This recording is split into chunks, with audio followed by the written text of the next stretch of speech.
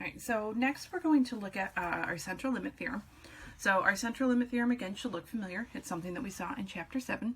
If certain conditions are met, the central limit theorem assures us that the distribution of the sample means follows an approximately normal distribution, no matter what shape of the population distribution.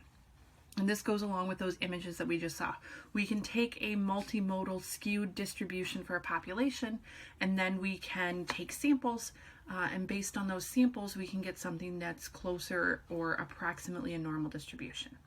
If the population is normal to begin with, then the sampling distribution is exactly a normal distribution, regardless of the sample size.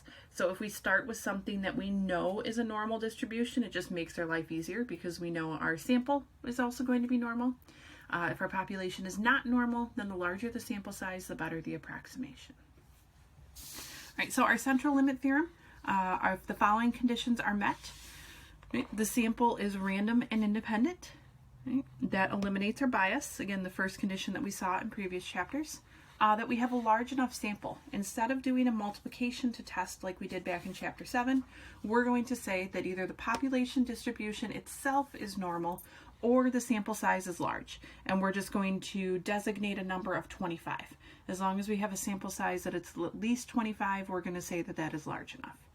Our population must be large enough. So our population must be at least 10 times larger than the sample size.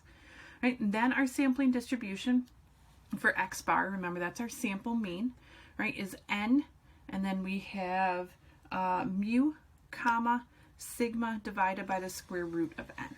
Right? So that's what we're going to look at and use in the next couple of examples where we are going to look at applying and using our central limit.